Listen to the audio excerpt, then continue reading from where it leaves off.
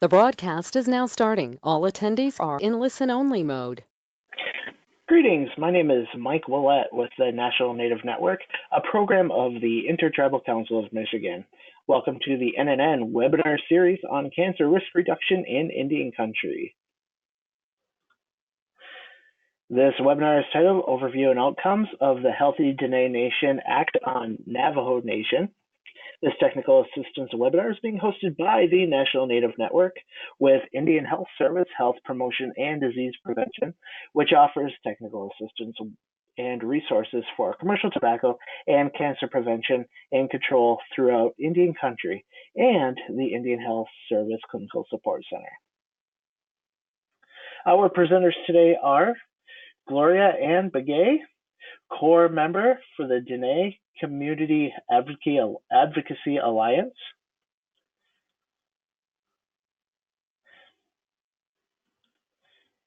Also, Stephan, Value Chain Coordinator with the COPE program.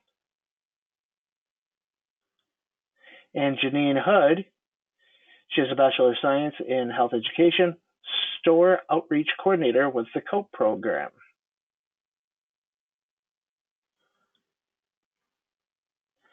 We're pleased to offer continuing education credits for participants in this webinar.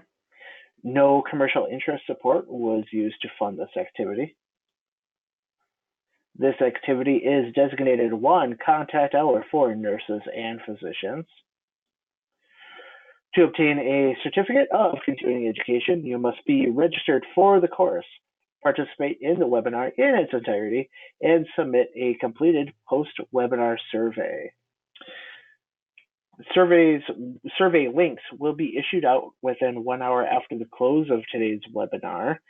If you keep an eye on your emails, there will be a link from GoToWebinar to a SurveyMonkey link to complete that webinar evaluation for us. By the end of this webinar, participants will be able to examine the Healthy Dine Nation Act or the junk food tax as a method to combat the high rates of diabetes on the Navajo Nation, apply strategies to work with local stores and community organizations to support healthy food environments and promote healthier eating habits with patients and their families, synergize resources to combat environmental factors that lead to high prevalence of type 2 diabetes. And now at this time, I will turn it over to Gloria Begay.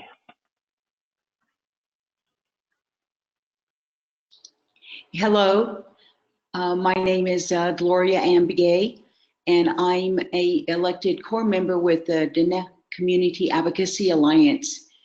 And we're a membership alliance for a nonprofit organization here on Navajo Nation. We have, in between like 20 up to 80 members, and we work to help in the health issues with our various Navajo communities. I wanted to have an opportunity today to share some of the information about how our organization helped get this tax legislation through our Navajo Council and enacted by our executive branch of the Navajo government. And normally out on Navajo, it's the internal government programs or divisions that propose legislation to the Navajo Council. But as grassroots members, we felt very urgent to address the issue of high rates of diabetes and obesity here on the nation.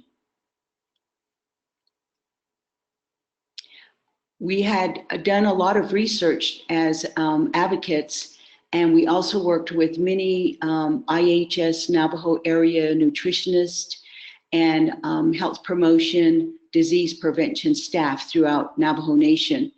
And so they were very valuable in terms of helping us research and help us operate meetings, go to council meetings, develop PowerPoint materials, get training on community advocacy. And in this research, we found different health complications tied with type 2 diabetes and also obesity.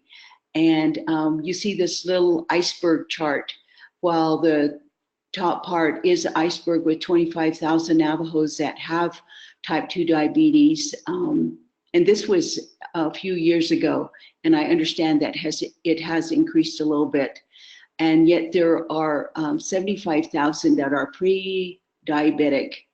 And so they have a chance, if they really work to change their lifestyle and eating habits, to not become diabetic. So that's the target group that a lot of us are working with. Now, on side complications here on Navajo, the top 4 killers here on Navajo is accidents is number 1, and then I believe number 2 is heart disease and heart attacks, and the third is cancer, and then it comes down to diabetes. And when we go out to do training with the community people, they are very interested, because we all are concerned about our health. And every time I address a group, I'll ask, well, how many has a relative or a friend? And usually most of the hands go up. So it's very widely known here on Navajo. And this is what we found out the Healthy Dine Nation Act has done. And we have kind of like a motto that is, it's not so much the money from the tax revenue as it is the message about the awareness of the health issues facing the Navajo people.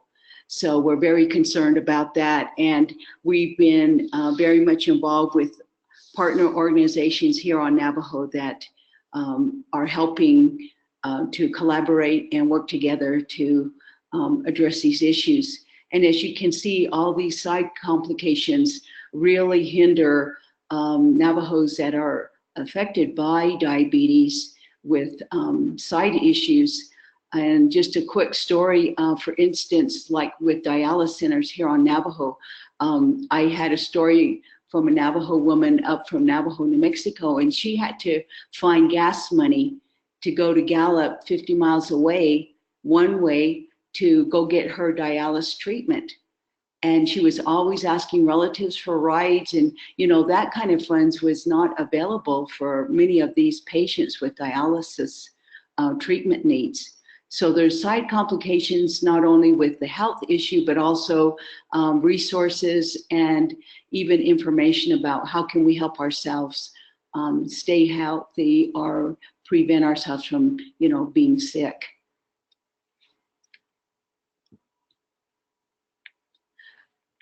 Now, this particular legislation, we worked since advocates from 2012. We started meeting, and for a year we did research, and we had to come up with a decision of what type of illness should we address, what seems to be the most serious. And so we looked at the statistics and data that IH has provided us, and we just found that it was diabetes and obesity.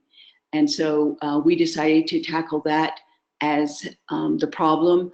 Then we started researching, who can help us with this issue and how can we help ourselves. So we did a lot more research as advocates, and we found some of the studies done around the country about taxation of junk food and sugar beverages.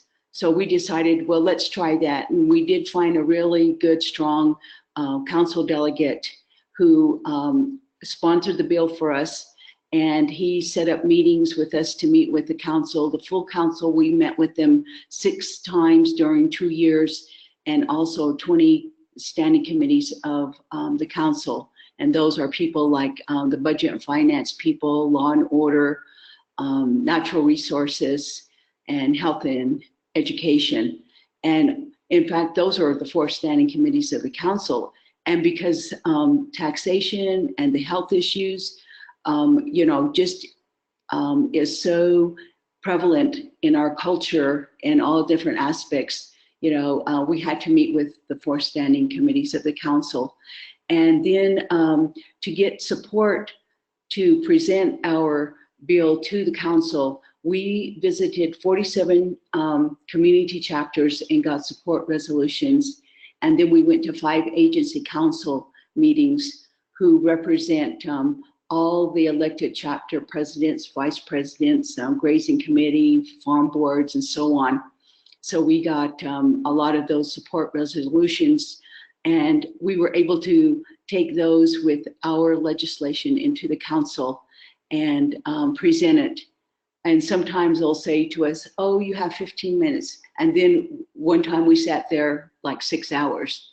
So the council delegates became very much educated and aware of the issues. And when we went out to the communities, they were very receptive of the health data, the health concerns. And I think that's why we got the support. And I think the Navajo people were really ready for change in terms of decreasing diabetes and obesity, and also, you know, the other chronic diseases that, you know, impact the health of the Navajo Nation. And so here in this slide, President Shelley at the time signed the legislation into law, and at one point he vetoed it. And we had to go back to kind of like the drawing board and start all over and meet with the council again. And thanks to some outside funders, they helped us with impact studies. We got billboards up, we got all kinds of media coverage. So, you know, we had to apply a little public pressure on the administration to accept this legislation as a good public law. So he finally came around to us. In the picture, you can see even our current president, Nez.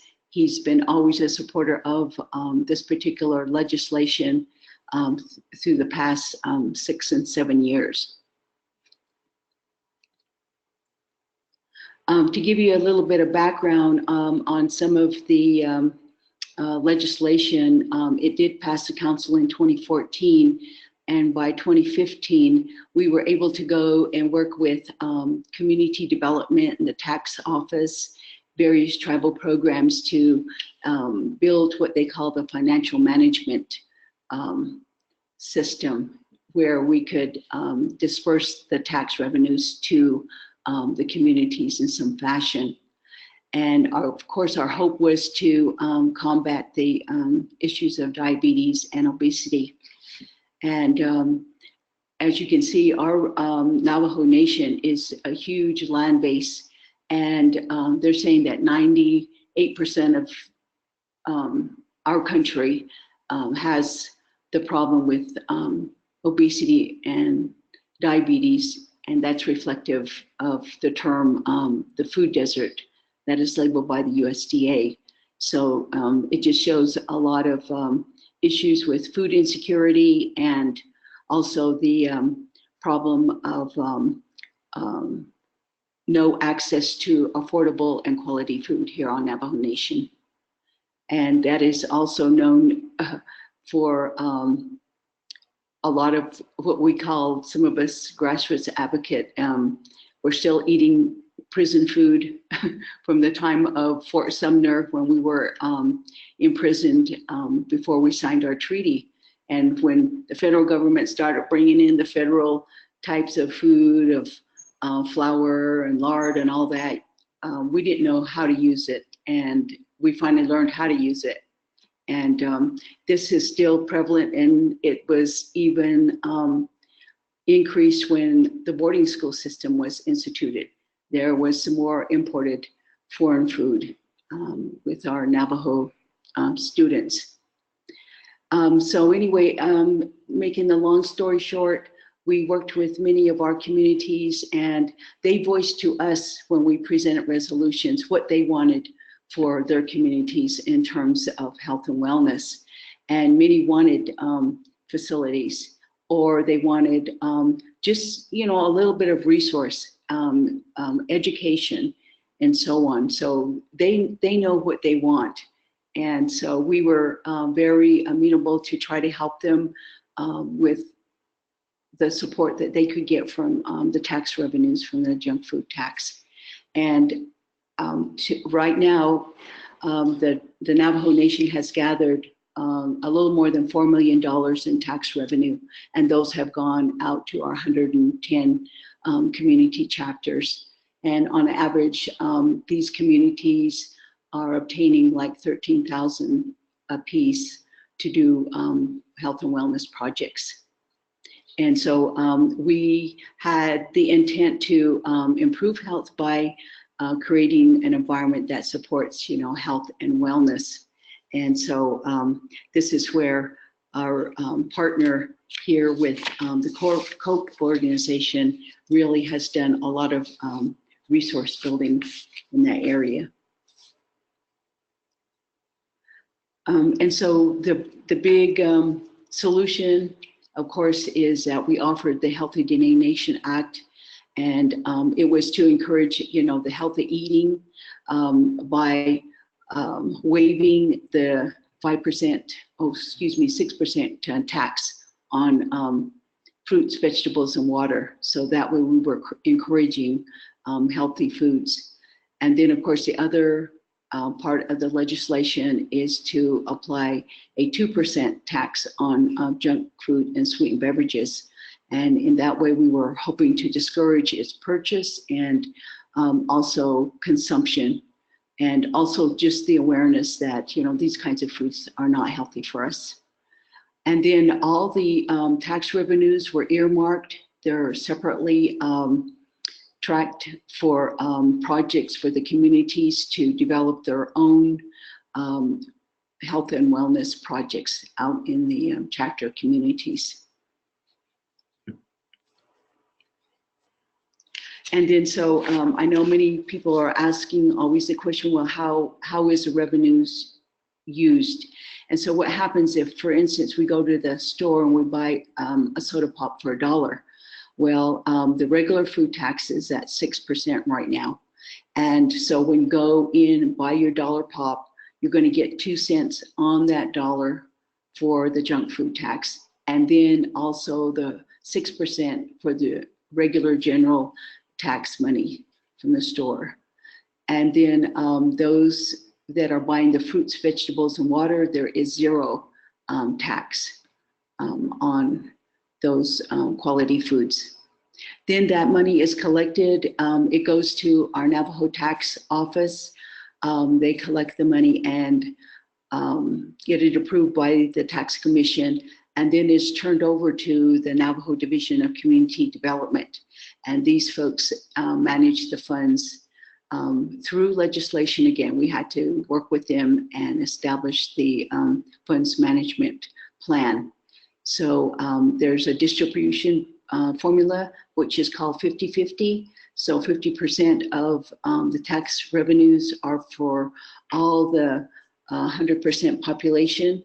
And then the other 50% of the tax revenue is based on the local per capita population, voting population in that community. So that constitutes, our intent was to have 100% of those revenues go back out to the communities and not used for anything else but for health and wellness projects out in the communities. And then those funds are dispersed out to the chapter. At first, it was to be distributed every 3 months on a quarterly basis, but because the tax revenues were really small compared to the big 5% or 6% general tax, it was now dispersed once a year. And so there are reports now that show which chapters got how much money and money per agencies. I just was talking with a friend this morning with our Navajo Epicenter group. We're putting together an evaluation report, and they're saying that our report of July 2018 was showing that the revenues can be even looked at by categories, broad categories, but we want it to maybe get a little more specific. And so there is now a computerized mechanism to calculate incoming revenues for each of the chapters and what they're applying the money for.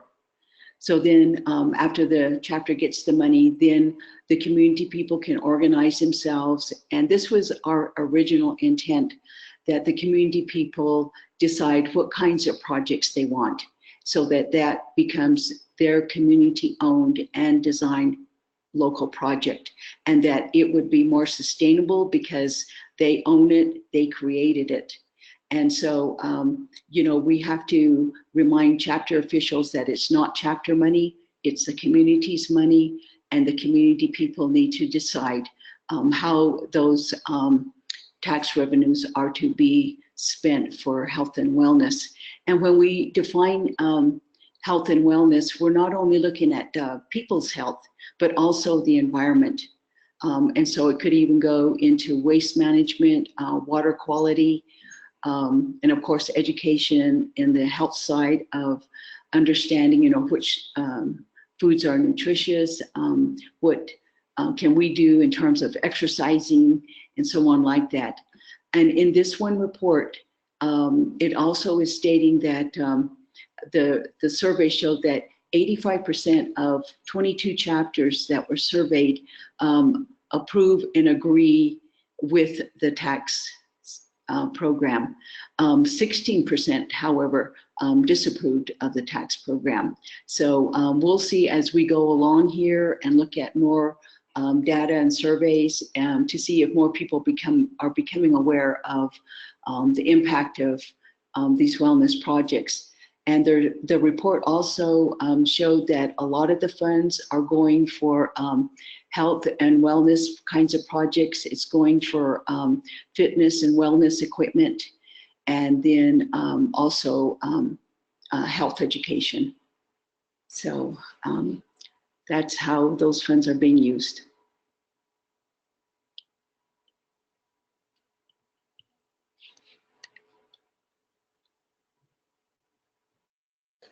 Thanks, Gloria. So Gloria has been doing this from the start, as you can hear. So getting that context from her, I think, is really important in understanding kind of what the Healthy Dine Nation Act is and where it's been. And then as COPE, we do a lot of community outreach, and we work with growers, stores, and clinics. So kind of the role that we've been focusing on is gathering feedback from these different stakeholders for how they think this is going, the Healthy Dine Nation Act is going, what kind of issues they might be having, and what we can do maybe to improve it as we go forward. So we used one of our monthly Reach Coalition meetings to facilitate discussion around the Healthy Dine Nation Act going forward. So that's kind of what that picture there is from. So we had a lot of really, really great feedback from these different groups who attended this meeting, and community members and organizations, and just people who had been working on this for a long time, and really getting some good input and feedback from these groups as we move forward. So kind of some of the things that we found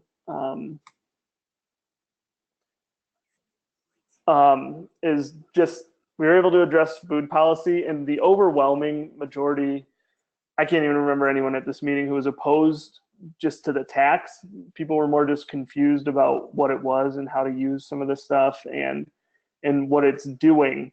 So that's where kind of some of the frustrations come, not from wanting the tax to be there.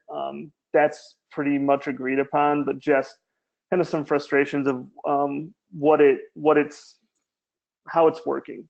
So that's kind of one of the other ways that we've been able to step in and help there and try and advocate just to keep this in place, because there is a 2020 sunset clause that could have this act go away. So if you don't know, a sunset clause just means that if there's no direct action or specific action taking to keep it in place, it'll go away.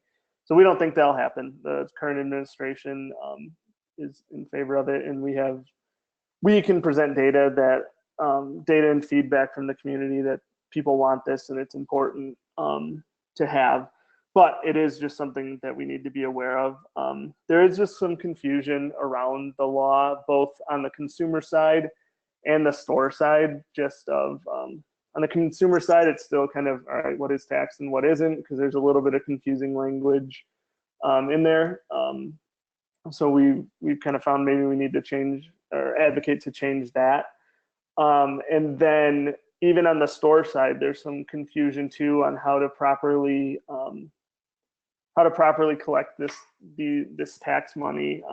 And then in the act, there's no specific monies for like enforcement and compliance for the taxation office to enforce this and enforce compliance. So it's kind of a double-edged sword where we get no one there to enforce compliance and a bit confusing, and then you don't get all the monies collected, or it's not collected properly, or things just aren't taxed properly. And so that's one of the areas that we think could be clarified and really help this going forward. So we've just kind of been able to, through gathering feedback and mostly through this REACH Coalition meeting, some potential areas for improvement that include clarifying language around taxed items and how funds can be spent for wellness activities. So like we said before, just clarifying what is taxed and what is not taxed and what gets the extra 2% tax. That's just something that would need to be clarified, and I think that would help a lot of people going forward. And then as far as for wellness activities, we've just heard from people that there's confusion around how to spend the money. And there's been some confusion on whether it can be spent for salaries or just as like a consultation fee or a contractor fee, and just clarifying that language so that the chapters are able to effectively implement their wellness plans that they want to. And then allocating some of the funds that are collected for education, enforcement, and compliance. So giving the tax office some increased funds so that they can go out and enforce this and make sure that people are complying, and then doing some outreach and getting some education out there on the things that are taxed, the things that aren't taxed, and for the stores to understand, all right, this is how you need to be doing this, and that'll help everyone a lot. And then some funds provided for chapter houses to evaluate and report on their wellness activities. So to report what they've been doing with these wellness funds and get some specific monies in those plans for reporting on these activities. So that's kind of where we are and what we've been able to gather and what we're going to be advocating for to happen to try and keep this the HDNA in place without the sunset clause setting in.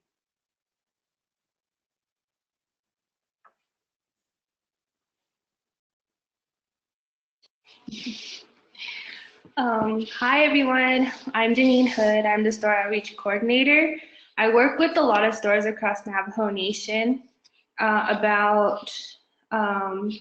I enroll stores to be a part of the Healthy Navajo Store Initiative, as well as the fruit and vegetable prescription program that we offer here at COPE.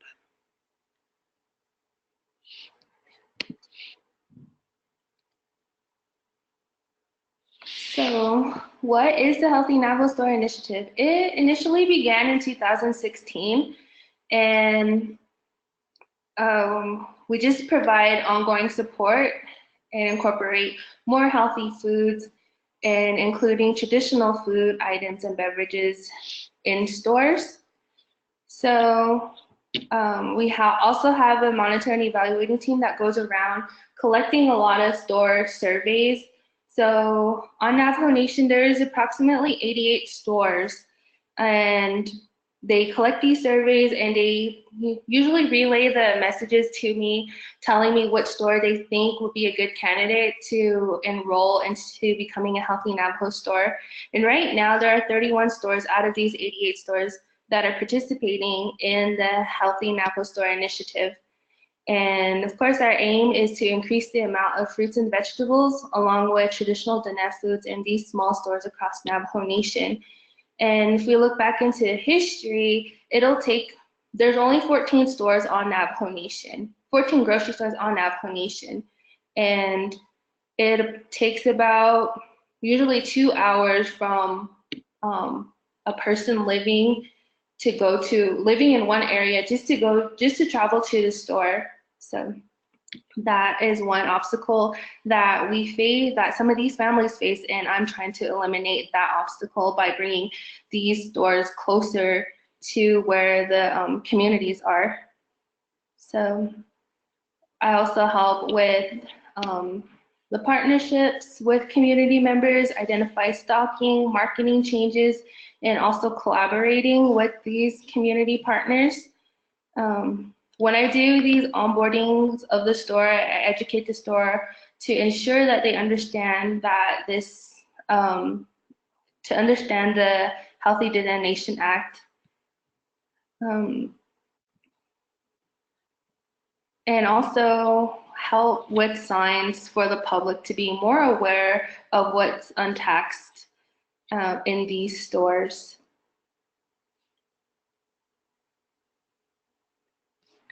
So, and once this bill had been passed, the policy has been passed in 2014, COPE decided to build like a toolkit in 2015, and then once it got published in 2016, that's when we started going out to these stores to do a lot of these trainings with the stores and community members, and we train these stores to community members and work with the local store to make it a more healthy and sufficient environment for these people to have access to healthy foods.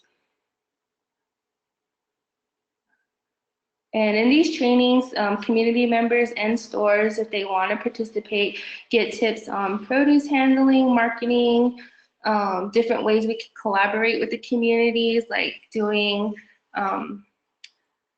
food demos, just ways to promote the stores, like cook-offs, having a health event going on at these stores that the communities can go participate in. And this is all along the lines of healthy foods and healthy beverages. So in the pictures above, we do a lot of trainings with the community members. As you see in the left upper hand corner, we did a presentation at the Glabato with the youth.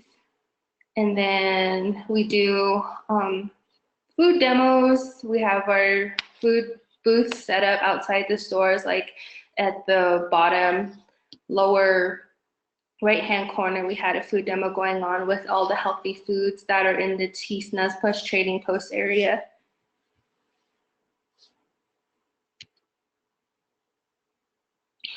And going on to technical assistance, of course, I mentioned that we do help improve store, but going more in depth, we try to improve the store layout, identify healthy and traditional Diné foods.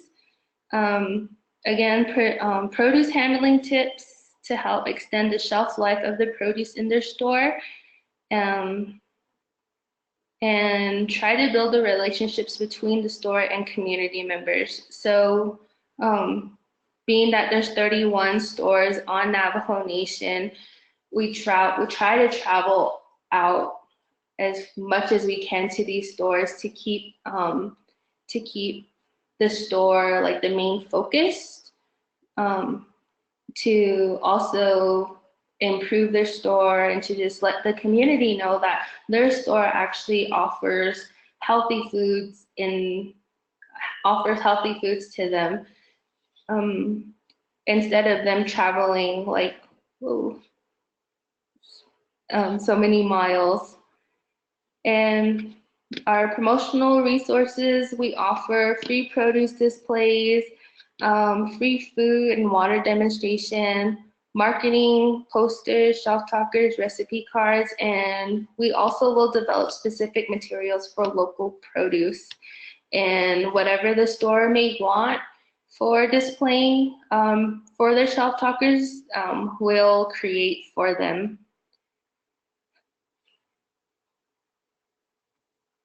So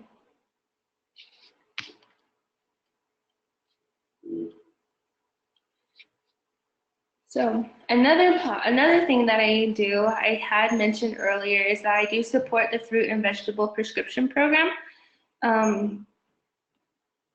So I work alongside this program into providing stores to participate and to enroll into the program. So these stores actually will redeem vouchers for $7 per family member. And we have a medical team. We have medical teams provided to the ones, and they're the ones running the program to enroll these participants. And what I train the stores on is they receive the voucher along with education sessions by the FERX program. And then the vouchers are used for fresh or frozen with no additive produce, along with traditional Diné foods that is not taxed. So they can get like steamed corn, blue cornmeal,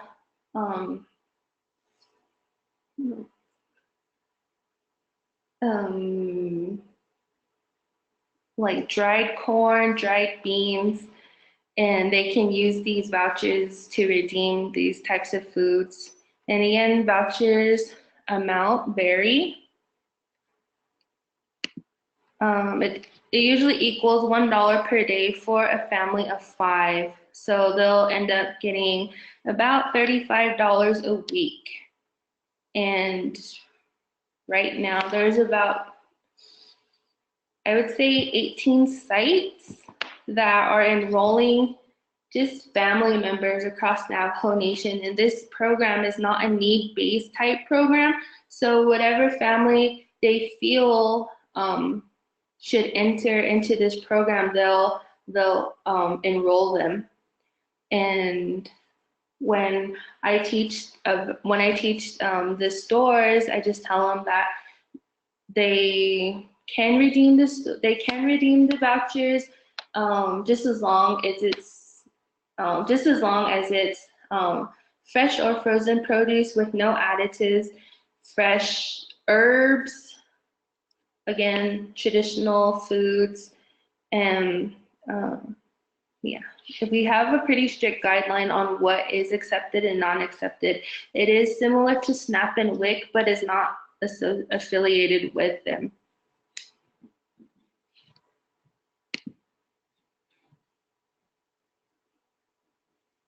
Okay.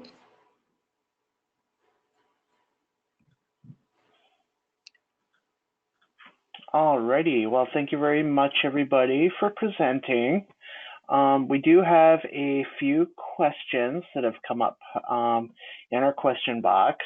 So if we would like, we could start answering some questions here. We'll do a question and answer session until about the top of the hour, so 4 o'clock Eastern time.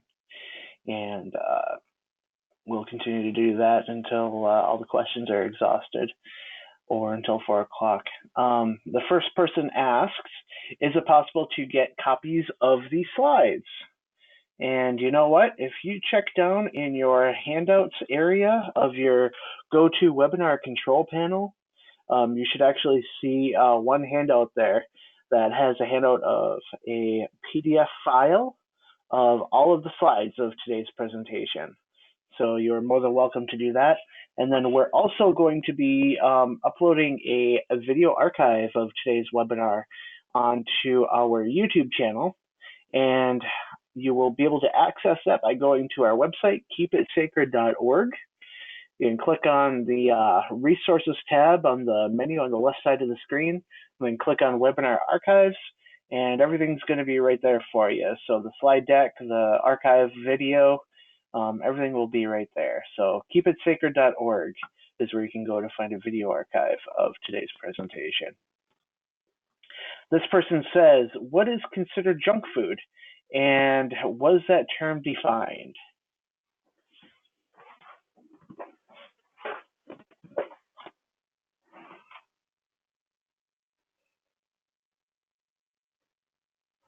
So I can answer part of that. So what the language that's actually in the Act is foods with little to no nutritional value.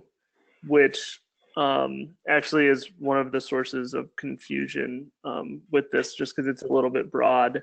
And I think originally, Gloria, if you want to jump in, there was different language that you guys were wanting to include. Is that correct? Yes, in fact, we worked with nutritionists, and we made actually a food list, and even had some of the name brand products that make, cookies and candies, and even some of the other kinds of companies that, make different even beverages that would define non-nutritional foods. And so we did make that list, and I don't know what happened to the list, but I understand, yeah, that's a confusion. And I know the tax office staff, are going round and round with that definition with the stores, and they want it to be much more simpler. And in fact, somebody was telling me, oh yeah, they're taxing water because they said that it's doesn't have really any nutritional value. So yeah, there's some confusion around that.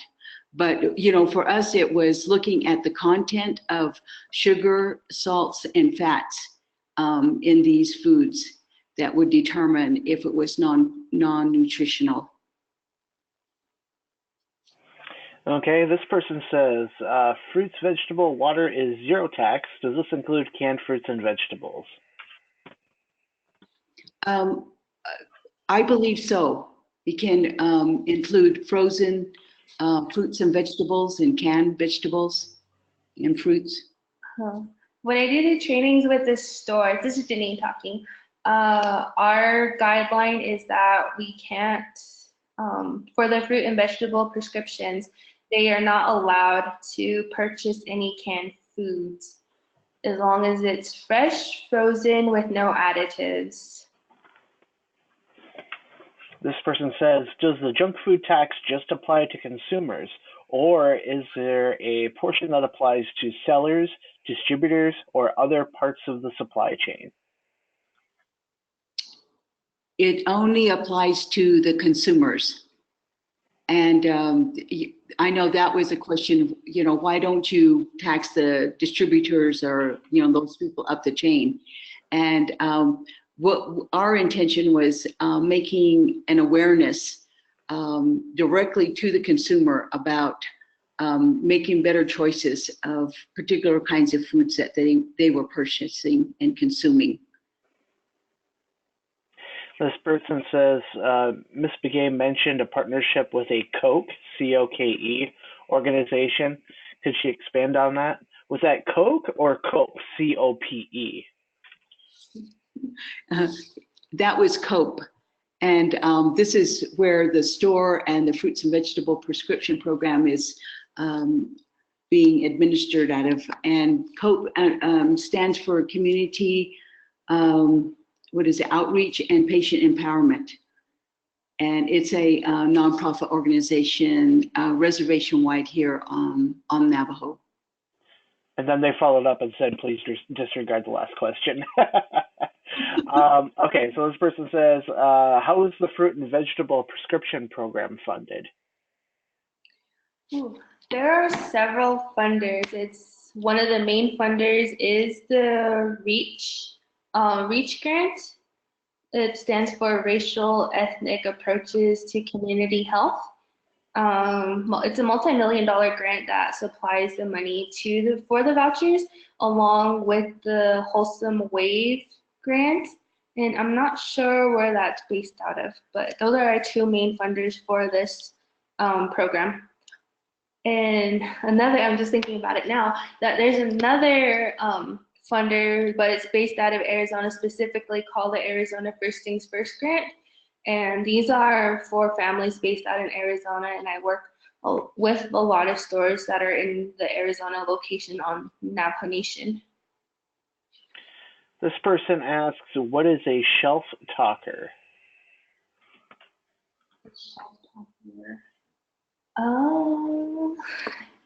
It can be like a small decal that goes onto the shelves saying like, oh, this is a healthy product, or promoting a specific type of item in the store. that would be considered a shelf talker. Is it talker or topper? Topper. Or talker, Talker. Okay. Yeah. So it's talker. Okay. This person says, any assessment data on how many families actually cook food? If not, why? Dietary assessment pre and post enrollment in voucher program?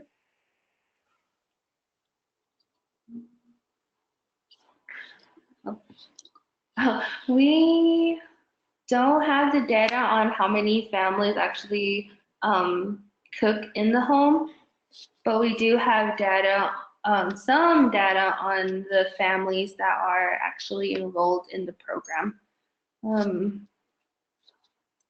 Yeah, I believe there's over like 2,000 families that have been served in the FERX program, and it keeps going up every year, every cycle that the FERX program is in session, depending on if the clinical teams are interested in adding more people, or if it snowballs to another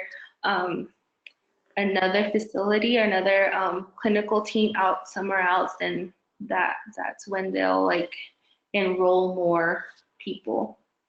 And what was the last part of the question?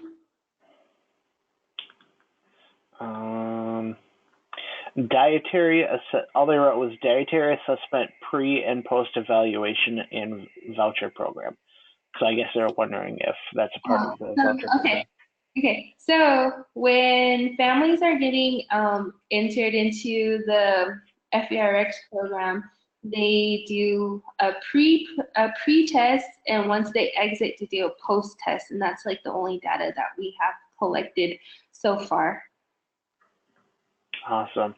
We do have a few more questions, but I want to make sure to get a plug in real quick for our next couple of webinars.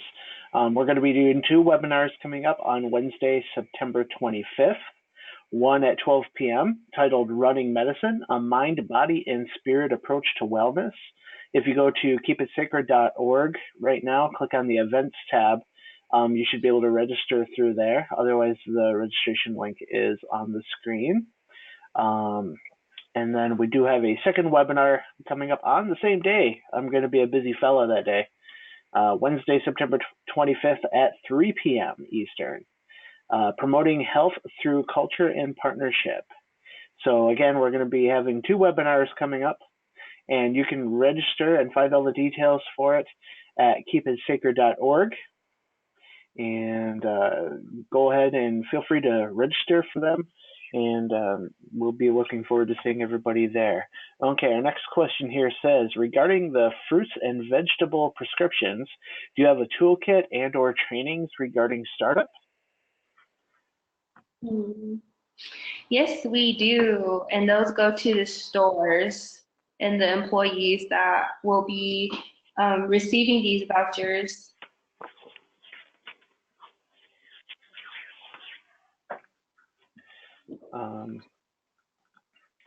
This person here asks, they're from the Zuni Healthy Lifestyles program. Was there mention of how much revenue total is generated from the 6% junk food tax?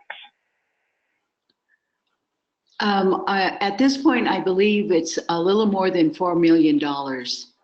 And this is a span of like maybe like 2.5 years.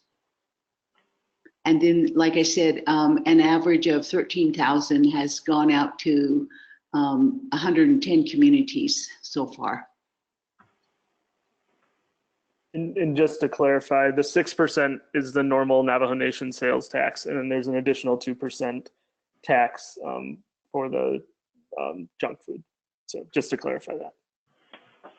Right, and the 2% tax revenues earmarked are, it has its own accounting system and tracking system, so that the tax office knows, how much they're collecting from the stores, and then how much is to be distributed out to the communities. Okay, and this person asks, what kind of outcomes are you going to be measuring, and when will that data be gathered? For instance, will you be tracking diabetes and see if pre-diabetes is decreasing? That's a very good question. That is one of the, in a way, I want to say a weakness in the current legislation. We had a section in the law there that is called reserved, and that reserved paragraph was supposed to be an insert of an evaluation system. Currently, there is a private foundation that has given the Navajo Epicenter and Northern Arizona University a small grant to, and they've set up actually a data system where they're working directly with the chapters and tracking, what kinds of projects are being paid for using the tax revenue.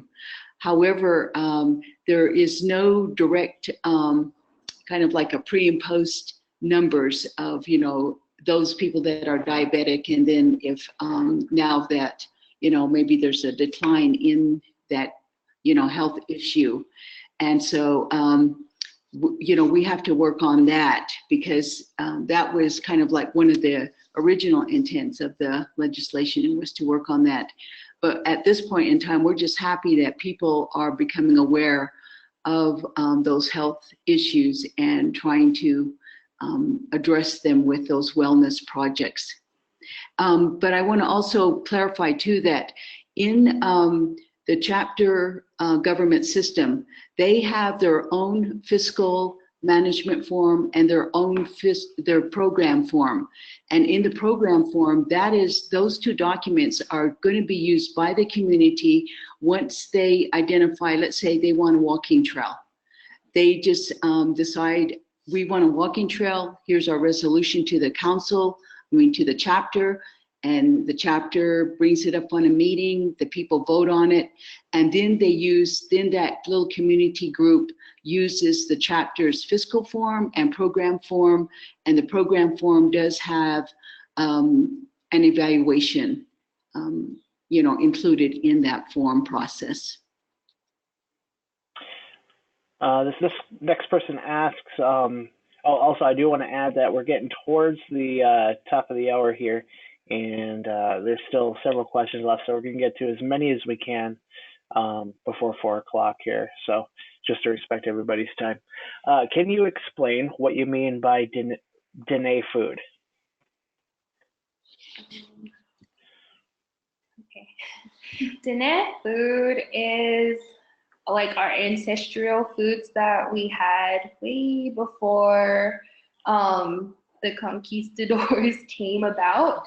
So we have like our corn, our squash, our beans, and applying it to the store, our traditional foods, of course, go along those same lines, while also having the cornmeal, the dried corn, steamed corn, but it's dried. What else? Yeah, there's all kind of recipes. Yeah. I know one of our college professors, he tells me he has 80 recipes for the various different Indian corns that are out there. So you can make them into breads, cookies, puddings, mush. And so there's a lot of different traditional foods out there on Navajo. And my other organization called the Diné Food Sovereignty Alliance, we're trying to help restore those traditional foods to the Navajo communities. And I just want to make a quick mention that because those traditional foods are not so prevalent anymore, some of our people don't have access to those traditional foods or even know how to cook some of those recipes. So we have a lot of work to do. Mm-hmm. Yeah, and so in the stores, they do offer these types of, a lot of the stores offer these types of foods, whether it's like a small store or a big store, they will offer like the dried corn, the ground corn, the cornmeal, the dried beans, the steamed corn that is dried. But when the participant is enrolled, there's also like lamb meat. That is the traditional food, but that's not accepted with the voucher. We only accept the fruits, vegetables, fresh or frozen, along with the traditional Diné foods. This person here asks, with the food vouchers given by the providers, is this a one-time opportunity or are consumers able to receive other vouchers? This enrollment process, once they're enrolled, it's usually like a 6-month program that they're enrolled with. And once the family's done, I believe they enroll different people.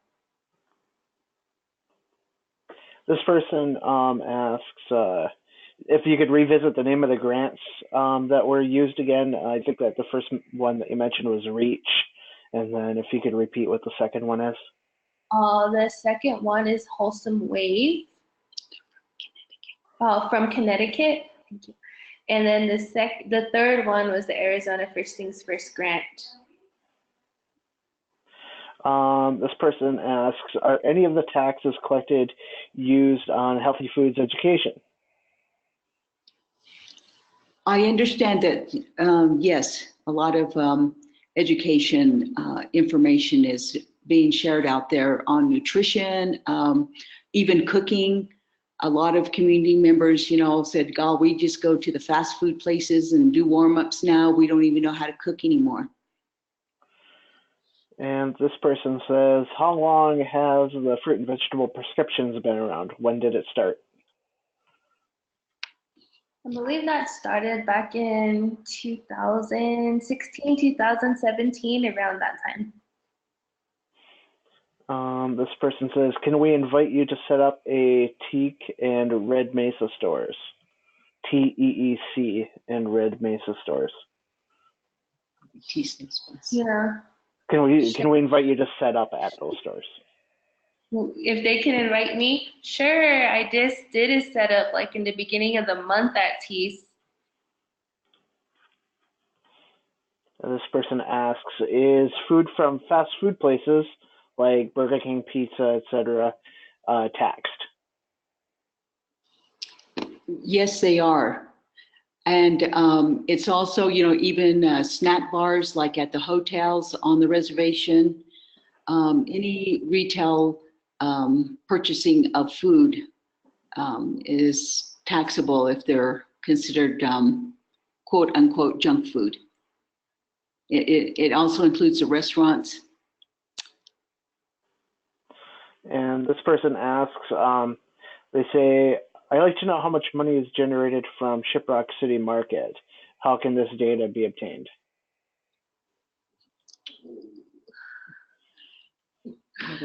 The tax office.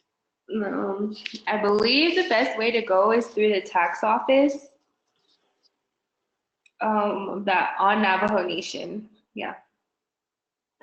And our last question, it says, any point of sale study to determine if sales for junk food was reduced?